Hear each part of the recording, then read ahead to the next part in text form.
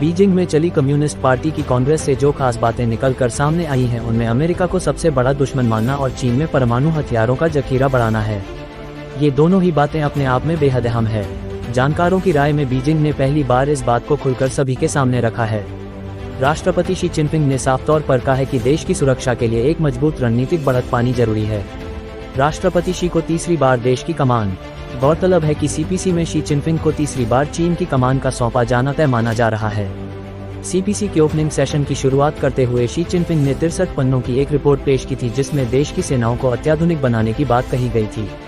इसके अलावा उन्होंने जिन बातों पर अधिक जोर दिया था उनमें युद्ध के क्षेत्र में मानव रहित तकनीक को बढ़ावा देना और नेटवर्क इंफॉर्मेशन सिस्टम को मजबूती के साथ विकसित करना शामिल था। पहले से खास है इस बार की सीपीसी।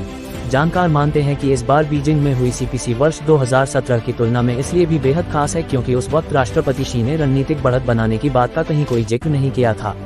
इस बार उन्होंने इसकी खुलेआम घोषणा की है।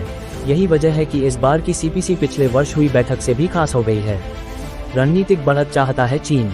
साउथ चाइना मॉर्निंग पोस्ट की खबर के मुताबिक चीन ने अपने 14वीं पंचवर्षीय रिपोर्ट में पिछले वर्ष एक हाई स्टैंडर्ड रणनीतिक बढ़त को हासिल करने की बात कही गई थी।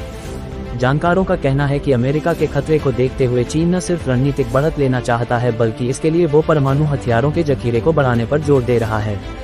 चीन की मंशा कहीं न कहीं इस क्षेत्र में अमेरिका को सीधी टक्कर देने की है।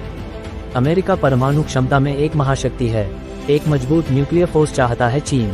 बीते कुछ समय में जिस तरह से अमेरिका और चीन के बीच तनाव अपने चरम पर जाता दिखाई दिया है उसको देखते हुए चीन खुद को मजबूत बनाने में कोई कोर कसर नहीं छोड़ना चाहता है। चीन की पीएलए के पूर्व इंस्ट्रक्टर सांग जोंगपिंग का कहना है कि राष्ट्रपति शी चिनपिंग के बयान का सीधा सा अर्थ है कि वो देश की सुरक्षा को ध्यान में रखते हुए एक स्ट्रेटेजिक न्यूक्लियर फोर्स का गठन करना चाहते हैं। चीन के पास इस तरह की फोर्स की जरूरत भी है। परमाणु हथियारों के जखीरे को बढ़ाने की जरूरत। उनके मुताबिक ये ग्राउंड बेस्ड आईसीबीएम सबमरीन से लॉन्च की जाने वाली मिसाइल जिसमें हवा में मार करने वाली मिसाइलें शामिल हैं और परमाणु हमले की सूरत में सेकेंड न्यूक्लियर स्ट्राइक कैपेबिलिटी हासिल करना भी शामिल है जिससे दुश्मन को करारा जवाब दिया जा सकेगा। पीएलए को इसके लिए एक मॉडर्न न्यूक्लियर आर्म फोर्स की जरूरत होगी जो धीरे धीरे अपने जखीरे को बढ़ाएगा। अमेरिका की चेतावनी। आपको यहाँ पर यह भी बता दें अमेरिका ने चीन को परमाणु हथियारों के जखीरे में बढ़ोतरी न करने के लिए आगाह किया हुआ है।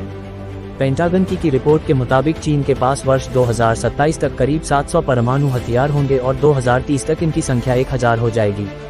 सांग का कहना है कि चीन के पास अधिक परमाणु हथियारों का होना या रणनीतिक बढ़त हासिल करना अमेरिका के लिए किसी चुनौती से कम नहीं होगा। सांग का ये भी कहना है कि चीन के पास इस तरह के हथियारों का बड़ा जखीरा होना उसकी सुरक्षा को सुनिश्चित करने का काम भी करेगा। यहाँ पर यह भी ध्यान रखना होगा कि चीन कहता आया है कि उसके पास काफी कम परमाणु हथियार हैं। नीति में बदलाव। Carnegie Singhwa centre for global policy के सीनियर फेलो झाओ टांग का कहना है कि चीन अपनी न्यूक्लियर पॉलिसी में बदलाव कर रहा है। वर्ष 2021 में चीन ने इस बारे में अपनी परंपरागत नीति तय करते हुए हाई स्टैंडर्ड रणनीतिक बढ़त हासिल करने की बात कही गई थी। अब चीन ने एक स्ट्रांग स्ट्रैटेजिक रणनीतिक बढ़त बनाने की बात कही है। चीन कई दशकों से अपने परमाणु जखीरे में बढ़ोतरी को रोके हुए है। झाओ का कहना है कि ये बताना काफी मुश्किल है कि चीन कितने और परमाणु हथियारों का निर्माण करेगा, लेकिन इस बार चीन की मंशा पहले से कहीं अधिक अलग जरूर है।